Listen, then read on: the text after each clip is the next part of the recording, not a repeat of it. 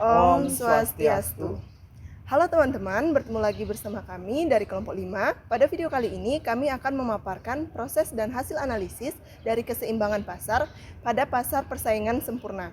Namun sebelum itu izinkan kami memperkenalkan diri terlebih dahulu. Perkenalkan kami dari kelas 6C.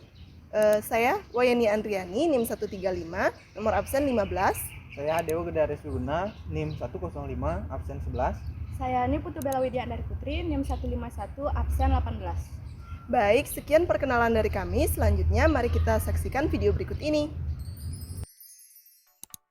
Adapun lokasi pengambilan video ini dilakukan di Pasar Alas Kusuma dengan objek analisisnya adalah ikan kenyar. Pada video ini terlihat produsen dan konsumen yang sedang melakukan tawar-menawar untuk mendapatkan harga sesuai dengan kesepakatan bersama. Kesepakatan harga inilah yang disebut dengan harga keseimbangan pasar atau equilibrium. Pada analisis kali ini, kami melakukan analisis perilaku dari produsen pada harga keseimbangan pasar jangka pendek. Di mana pada proses ini diperoleh harga ikan kenyar sebesar 40.000 per kilogram dengan kuantitas yang dibeli yaitu 3 kilogram.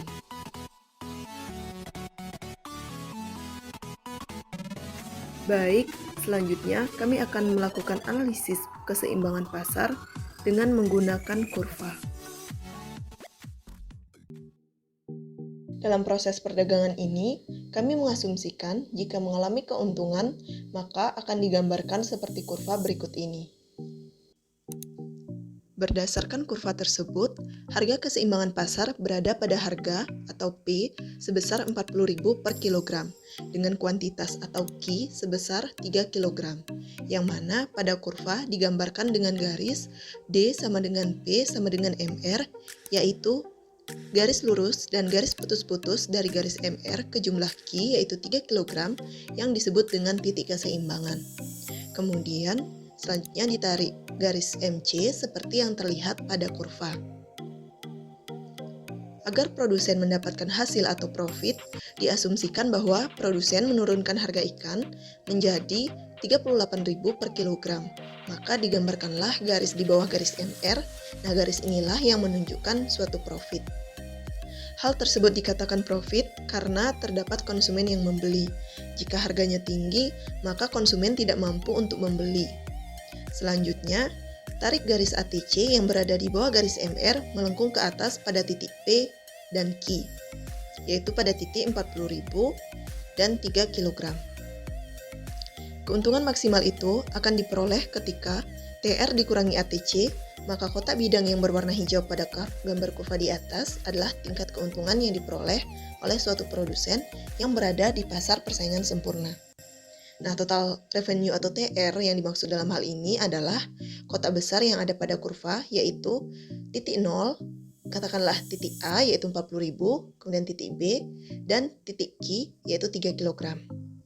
Selanjutnya, jika pasar bersifat persaingan sempurna, pedagang lain akan berusaha masuk ke dalam pasar yang menyebabkan kurva penawaran mengalami pergeseran.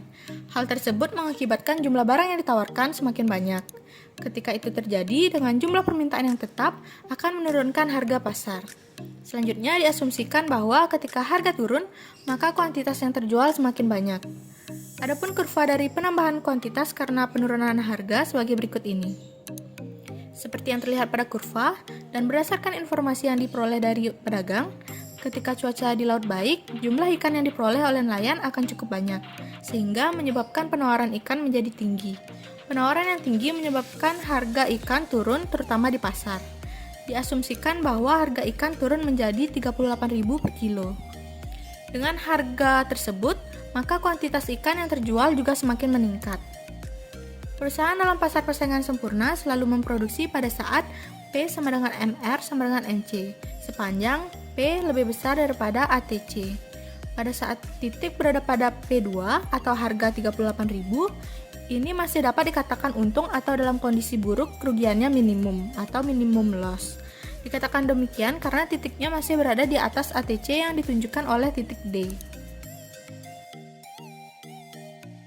Berdasarkan kurva berikut ini, apabila terjadi kenaikan harga ikan, di mana kenaikan harga ini disebabkan karena pada hari yang bersangkutan merupakan hari raya purnama, di mana keadaan laut tidak stabil, sehingga diasumsikan bahwa harga naik ke harga 42.000. Maka diketahui bahwa nilai ATC-nya adalah sebesar 42.000 dan nilai average revenue atau AR adalah sebesar 40.000. Berdasarkan hal tersebut, diperoleh bahwa nilai ATC-nya lebih besar dari nilai AR. Ketika itu jumlah output sebesar 3 kg, maka artinya pedagang tersebut mengalami loss equilibrium, di mana ditunjukkan oleh MR yang lebih kecil dari ATC. Kemudian perusahaan mengalami kerugian seluas segi 4 ABCD, besarnya adalah minus 6.000. Berdasarkan pembahasan di atas, dapat disimpulkan bahwa keseimbangan atau equilibrium pasar dalam jangka pendek tercapai bila volume barang yang ditawarkan oleh seluruh produsen di pasar sama dengan volume barang yang dibutuhkan oleh seluruh konsumen.